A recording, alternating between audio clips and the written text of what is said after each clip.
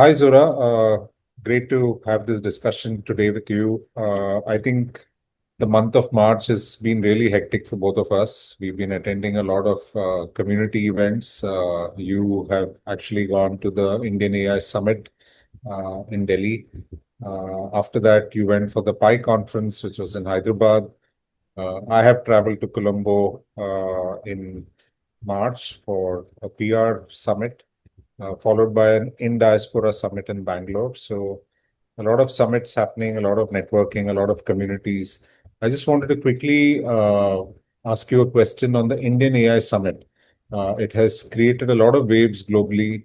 There were obviously the good things that we heard about the Indian AI Summit and a lot of bad things. What was really your takeaway from it? Yeah, hi, Pi. You're right. It's been a very hectic month. The whole of March, I think, not just for us, but for the entire world, geopolitically and socio-economically as well. For us, I would say it's been a great run, as you rightly pointed out. We got to attend some really cool events, meet the right people in our industry and domain, and of course, the AI wave is nowhere near slowing down. So, well, the India AI Summit, of course, the negatives were quite public, a little bit of logistical chaos. Although I would say that it also has a hidden layer. It kind of speaks of the popularity of the event and the mass scale at which attendees showed up. Maybe uh, that wasn't expected by the organizers or by the center. So I would still look at that in a positive light, and I'm certain that as a nation and as organizers, we are only going to do a better and better job. And I remember you and I were at GITEX Dubai also, and that's the standard that I hope that every Indian citizen is kind of aspiring for when it comes to AI summits or general events in the country. Uh, Python conference Hyderabad was super interesting. Of course, the general community has given us lots. I wouldn't say me on a personal level. Yes, the community has shaped me and has given me the network to, in fact, be here with you. So it's close to my heart. But what made it special was that I would attend these events as a regular volunteer. And this time, thanks to you and M37 Labs and our entire team, we were able to sponsor this particular event. So the level of interactions and the level of appreciation, attention, all of that was a little deeper. The engagement was a little deeper, both with the community as well as the attendees. So it's been fantastic. It's actually been overwhelming too, in a certain way, because we've had a lot of cadence running with clients, builds, technology that we are developing as an innovation lab. And at the same time, you and I have been across geographies, meeting people, building the network. So overall, I would say it's a 10 on 10 month. And we've entered the new financial year in great spirits and in good stride. What would be your message to the tech talent in India, given this interaction with PyCon that you had? Because I'm sure there were people from all across India who attended PyCon. What are the tools that this tech talent really needs to focus on in the coming year, given the rise of agentic? How does that change their skill sets? I just wanted a quick overview from you. That's a good one. Most talks were about agentic systems, frameworks, and in general, philosophical or ideological conversations about what these processes will do, or rather, what agentic takeover of existing workforce processes will do. And the conclusion is that this is bound to happen.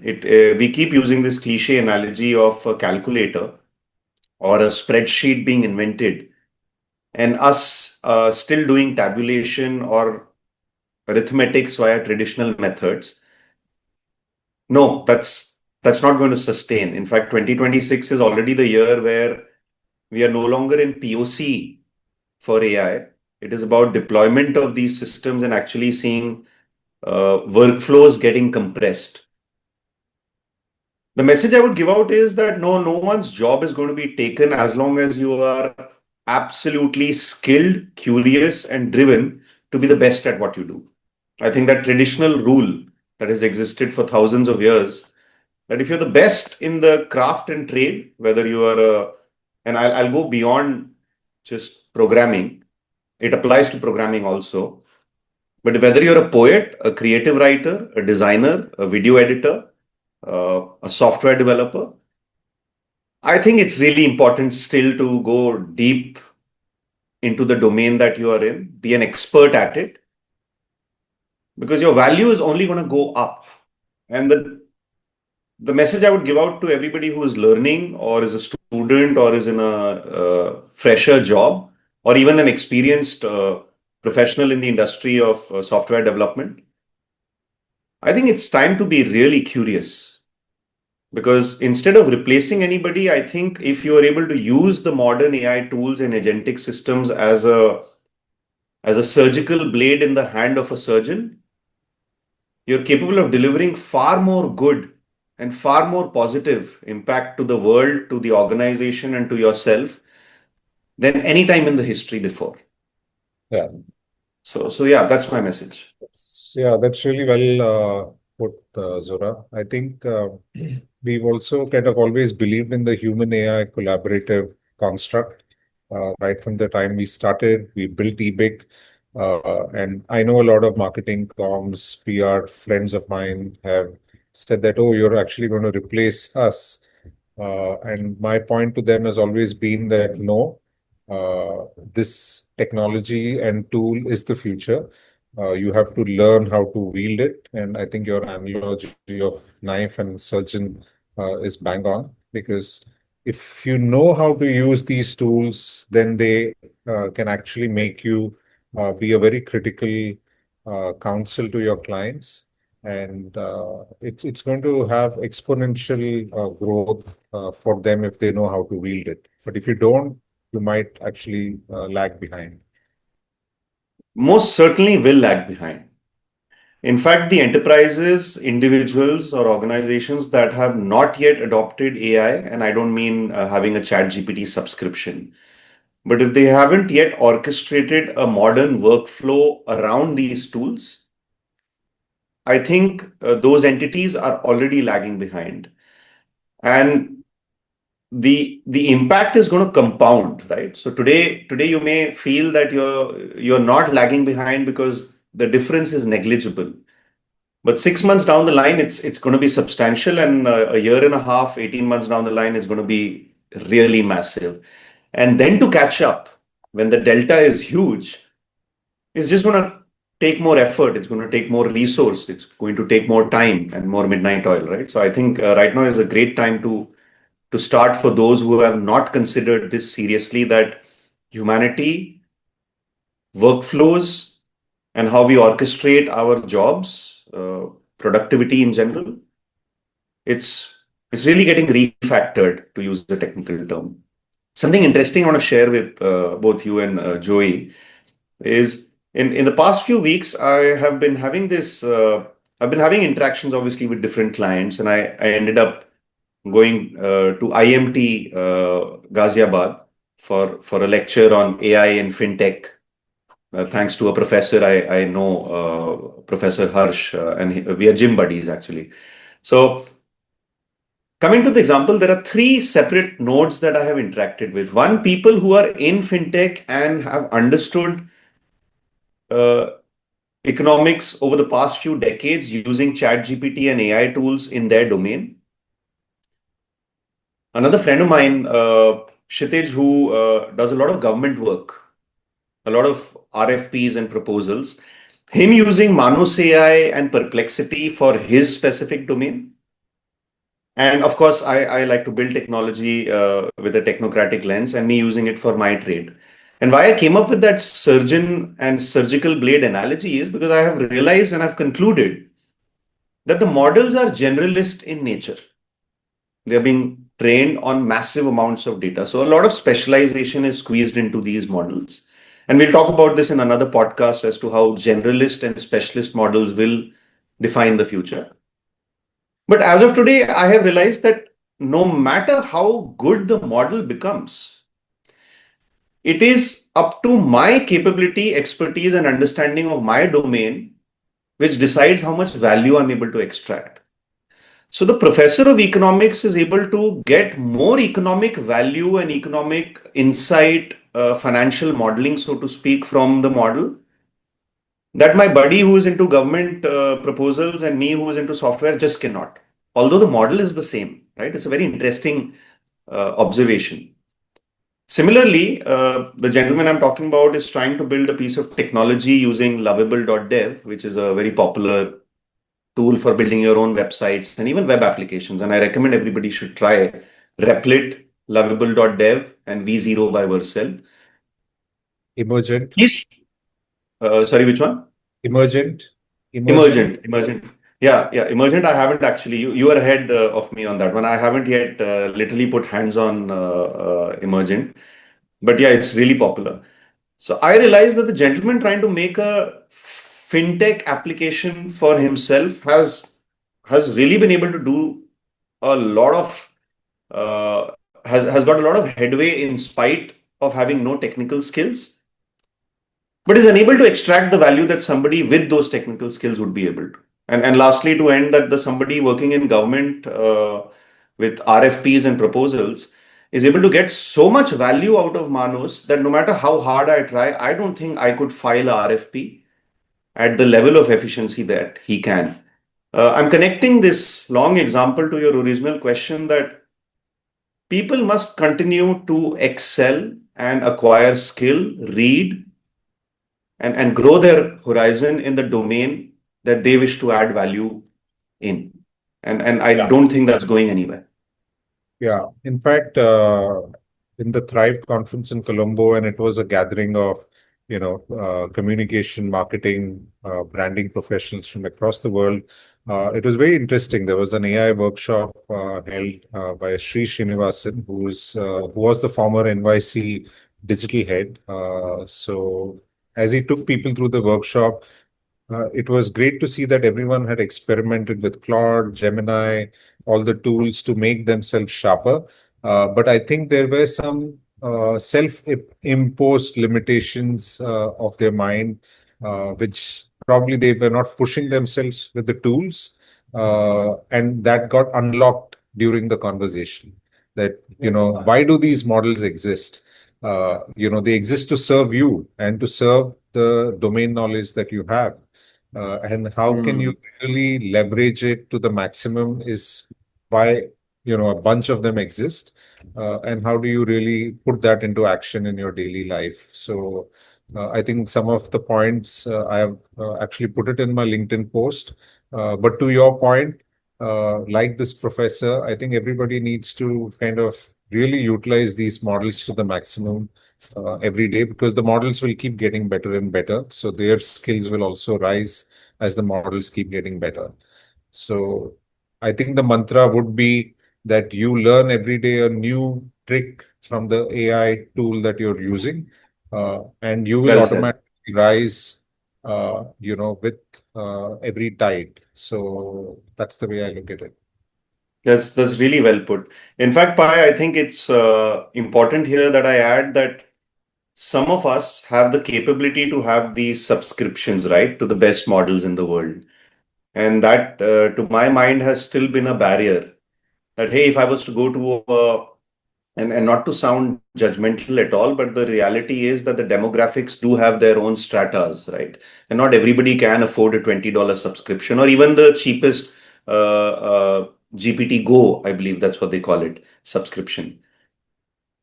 So I want to throw some light on what the open source world is doing to also democratize what you just said, that how we can all get our hands on these models is try a tool called Olama. And I know everybody knows about Olama.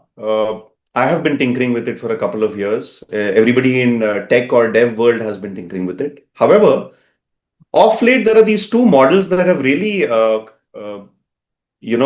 set a new benchmark. So it's a Kimi K 2.5, it's a GLM 4.7, and Quen 3.5.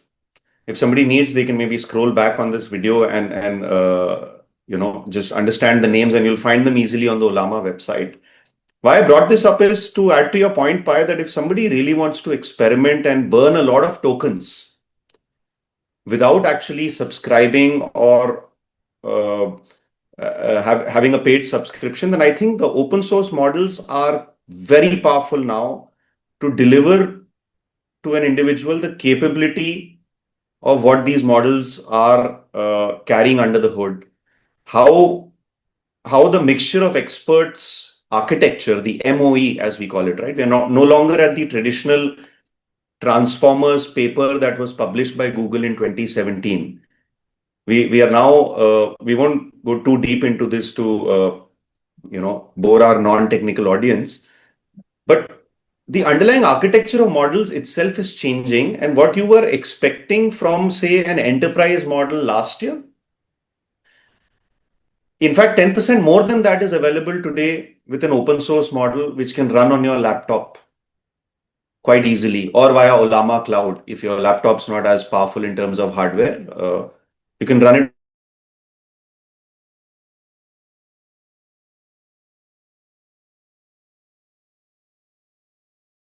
innate instinct to tinker with it and find out, hey, what can it do for my domain? So I would really recommend that people should try all this, because that will open their minds and it'll widen their horizon to then maybe make a informed decision on, hey, do I is this sufficient? And B, do I really want to jump to the best enterprise models out there, which of course are really profound in terms of GPT 5.4 and what Opus 4.5 are doing today from Anthropic. They're just on another level. Yeah. I think also from the Bangalore in Diaspora summit that I attended, some of the conversations were heading towards this end of saying that, individuals need to start first using the tools themselves, and then they can use it in the organizations that they represent. There were lots of speakers from across the world who were sharing similar thoughts, including Anand Deshpande from Persistent Systems, and many others. I can go on the list. There was actually a very interesting presentation that was done by a guy called Nick, who kind of compared the entire compute analogy with mythology. And he Mhm. went back to the Vedic scriptures. I think I did post it in our Slack groups for the teams to see. But he basically kind of segregated every aspect of our Vedic age and compared it to compute, compared it to training, compared it to outputs, into the fire in that sense that he said the more fire you create in a yagna is similar to the compute. What you're doing here as a community is similar to what the sages did in terms of spreading the message about AI to the world, or Vedas to the world at that point in time. And the real action is actually in the offerings and the outcomes that come out of the yagna. So I think there were some That's really good analogies that were presented. hmm. So my takeaway is that the world is actually seeing India in a very different light now, with the Hmm. talent that we have, with the prowess, and they're really looking at us to completely reshape the application layer of AI. And that was a message that was consistent with all the speakers that came. And India is now the focus point for them to say, we built the foundation models. Now India is going to deliver the next level in terms of applications. So that was my net takeout from the in diaspora event. Very interesting. In fact, maybe offline, I'd love to know a little bit more about this Vedic analogy, or rather the comparison, because that makes complete sense. Uh, yeah, that's very interesting. The more fire you create in a yagna is equal to the more compute or the more power. Like you go from a 1 gigawatt data center to, maybe a 10 gigawatt data center. That's very interesting. Uh, I do agree that India is in a unique place. We clearly have the minds. We have the largest youthful population in the world, right? The working class or the working category. That demographic is the largest amongst any country in the world. Uh, the government's been stable. We have had great foreign policy, which has kept us aligned, and we still have, touchwood, a very peaceful environment across the country in spite of the conflicts that have been all around, right? So all this does affect the cognitive ability of a nation and of individuals to really do creative work, right? You can't do creative work in turmoil. You can't do. There's the old line. I'm forgetting it's Plato or Aristotle, that leisure is needed for thought. And I've said this to you a few times before, uh, although jokingly for a different reason, because I want to relax a little bit for my creative thinking. But I think India is in a place to really be creative. We have the leisure, we have the workforce. Coming to the large models, I have been constantly hearing this debate of, should India do its own foundation model, right? And there's been a lot of push on it also. My opinion is slightly altered, and allow me to share this with you over the next minute, that I have thought about it personally for us at M37 Labs, and you and I have had discussions that, hey, why not get the compute and do something for Andaman Islands specifically, for the marine ecology? Why not build models for the Forest Department of India? Why not build models for the Border Road Organization of India, right? And why not build models specialized for the military application? And some of these we will do this year, without a doubt. But large foundation models, or base models as you call them, I would love your take on this, Pi, once I finish. But why reinvent the wheel? And I'll tell you in one line. They have scraped the World Wide Web, burnt a lot of compute and power to create this base model. You and I don't live in an alternate reality where we are going to scrape another World Wide Web. You understand what I mean? We're going to end up scraping the same World Wide Web, burn the same amount of compute to come up with our base model. I don't see the sense in this. I don't think building the next base model is something that India should focus on at the moment. This is my personal opinion. Would it give us raised collars? Would it bring us in the same pedestal as Anthropic, Mistral, OpenAI? Sure. But the purpose of proliferating information and proliferating this technology is not about just constantly creating base models. It is actually what you rightly said about taking this powerful tech that has been brought to humanity by these amazing labs in the world. And kudos to them and the engineers and the teams that work there, and the leaders who have taken the risk. And I think India should really take this and see how well we can apply it to different domains, use cases, problem statements. In fact, to do black hat or red hat and white hat teaming, right? To kind of figure out where these models are lacking, to create a feedback loop for the largest labs and the planet itself from India, saying, you're building these base models, we are applying it down into the trenches. We are finding the rough edges or the parts that are missing in these models, and then that information travels up the chain. And the iterations of these models only get better. I think this is one of the reasons why the largest labs in the world are so gung-ho about the Indian subscriber base. One is obviously the financial aspect. But the other aspect is simple as data, right? The more you apply it, the more you use it, the more you understand it, and the more you are able to grasp the gaps that exist. So, yeah, we are in a unique place. And I think a lot of exciting stuff is going to come out from India and from labs like ours located in India primarily, while we are also registered SF. But yeah. Yeah, I think those are valid points. I think some of the things that were a little bit, I wouldn't say dissonance, but it was the fact that there were certain data foundations that are available only in India, certain languages available in India. So how do these models really give you the right output if it is not for providers like us who are working with clients in different sectors? So suppose you take healthcare and you say you're working with the largest hospital chain or the largest diagnostic chain. You ingest all the data, you're training those models. That's where you're able to get India-specific data on different healthcare issues. And the same Hmm. goes for government, because in government, as you said, the data is all lying in very disparate sources. they are not connected. So is there a application services provider who can layer that entire intelligence and make that data available to world models? Uh, Hmm. Data is fundamentally the missing link for the models, and otherwise those models are largely West centric, and they do not have the world's largest country included in terms of what that intelligence really pervades, and then computes in terms of analysis.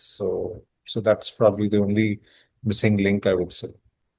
The data layer, absolutely, Pi. And again, this is an intellectual exchange. I have been sending via my version of OpenClaw, which we are building in house at M37 Labs, called Mighty Claw. Uh, I have set up some cron jobs, and I tend to send my mother some Gujarati poetry via it. Although to share this light anecdote with you, like one day I sent a Gujarati poem to her, and she called me and she panicked. She's like, you're not such a softie to be writing such motherly poems to me in Gujarati. You don't even know how to write Gujarati. I was like, yeah, that wasn't me. That was Mighty Claw, writing it for you. But why I bring up this incident is the Hindi, the Gujarati, the general knowledge about our culture, about the trends, about the states, about the food palette, about the traditions, I think is quite well embedded in these large foundation models. I think what you are correctly pointing out, Pi, is that the orchestration of secure data requires us, yes, to then have a powerful enough model which is not sitting outside our boundaries. But that Yeah, is already being catered for by the open source world, right? That's why I brought up the Kimi K 2.5 and GLM 4.7. We could take a large data center in India and we have two choices. Either we connect the native data pipelines and start building on the application end and to deliver value from day zero, or two, we set up that data center and rerun the entire process of building our own foundation model and just delay the application by by whatever timeline it takes for such labs to build a large foundation model, right? And capital, power, uh, these are important things to keep in mind. They'll add a delta of time and resource. So I feel that you're spot on when it comes to how the systems feel a little more Western. I think that the knowledge is adequately embedded for all for all of humanity in the large foundation models, and it will only get better. We do need SLMs though. We do need specialized language models or fine-tuned specific micro models that are capable of serving a very specific task. If it is to be deployed in the central government, if it is to be deployed for the police forces, if it is to be deployed for the healthcare of India, yes, you do need, but techniques like fine-tuning, techniques like quantization of models, and of course, as I've repeated multiple times, the innovative work being done by open source labs in the world is enabling a country like India and labs like ours to really just go for the jugular and solve the problem. Should we run into a use case where no open source model is able to speak the Indic language, and Sarvam from our country is also, catered for that sliver. Now, for multiple labs to cater to that sliver, I think is duplication of effort. This is just my opinion. yeah, I think we have to be very careful in what we pick. And this era will be, as you rightly pointed to me multiple times, and I've learned this from you, is this era will also be won by system integrators, right? It's about knowing the right pieces where they are, fitting them together to accurately solve a problem and start delivering value today. And I think we are already there in April 2026. That's a yeah, message I'd like to give out to all enterprises, organizations, that you can start getting value and ROI today if you have the courage and the commitment to allow labs like ours and teams that are all over the country to really connect to your data in a safe, secure environment, make a decision on enterprise or open source models, build an application layer, put it into prototype or beta, iterate over it, and then deploy it across the workforce. Change management, of course, is a is a whole podcast in itself. Yeah. uh, yeah, but that's how I see the technology.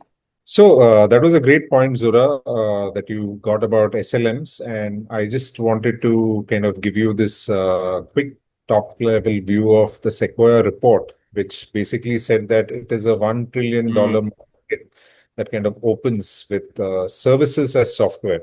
And I know we set up M37 Labs with a services model with enterprise AI services. And in down the line, we developed ebic, which is the first PR and comms AI operating system for a vertical, which is estimated in the Sequoia report to be 20 billion. Obviously, we estimate it to be much larger because there is a very large mid-market opportunity which is out there. And probably only a few firms in the world are actually building an AI system for PR and comms. So we are the front runners in that. We've also built an AI operating system for retail, which is retailio.os, again catering to enterprise proprietary models and connecting everything from visual merchandising to supply chain to inventory, store display.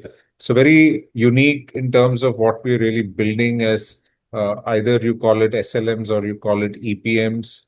And I know you're building something very exciting, and I don't know if you want to share it at this point, but I think that it's time you kind of reveal it. So over to you. Yeah, just to add to the suite of applications and the R&D that our teams are doing by at M37 Labs, ebic.ai is something I would highly recommend everybody seeing this to go check out. The site is very simple, ebic.ai. Of course, Retail IO is something we have cooked over the past year, specifically for the retail industry, which is a 2D, 3D, an AR, VR plus AI combination for virtual merchandising tools and anybody pretty much in retail. It's unbelievable, and the feedback we've received, you know better than I do because you're leading that push. What we are cooking at the R&D front of M37 Labs is something on the lines of Mighty Claw, which is built on the two largest open source foundational frameworks or harnesses, if I can call them that. OpenClaw, which is built by Peter, got acquired for $1 billion by OpenAI.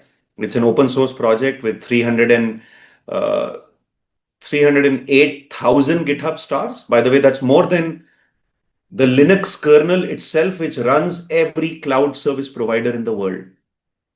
And it has done this in the shortest amount of time. It's as Jensen from NVIDIA in the GTC put out that they have created a version on top of it, or rather a secure shell for OpenClaw called NemoClaw. And in his GTC event, the speech he gave was that this is the fastest and the highest a stack of code base has ever gained popularity, use, and application and interest in the history of humanity.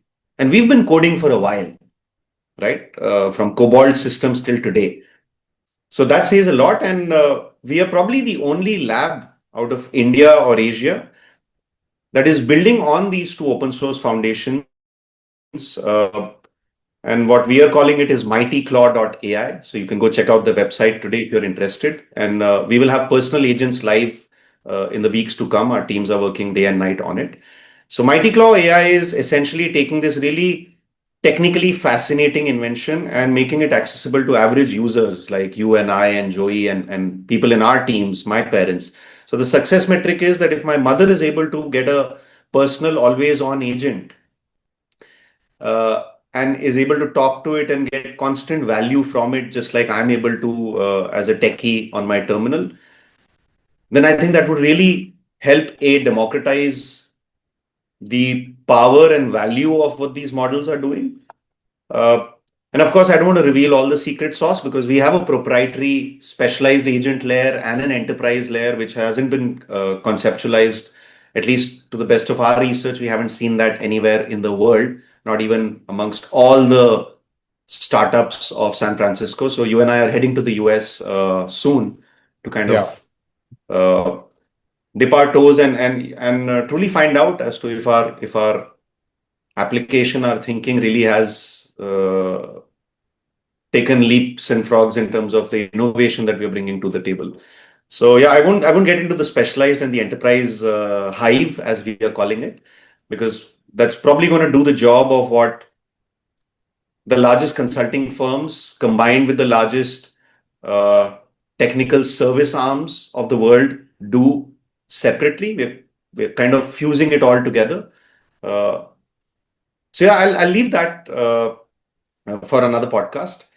But we are cooking. We are cooking, and we'd like to keep cooking. And we really hope that enterprises, organizations out there, or viewers who are seeing this and belong to either retail, PR, marketing, and comms pie, as you rightly said. We've also built something for the recruitment industry, which is HireQ, which is again a unique product, and as well as for large scale enterprise agentic deployment, we're building something really cool. So if any of you are watching, please do check out 7labs.com. Do get in touch with us.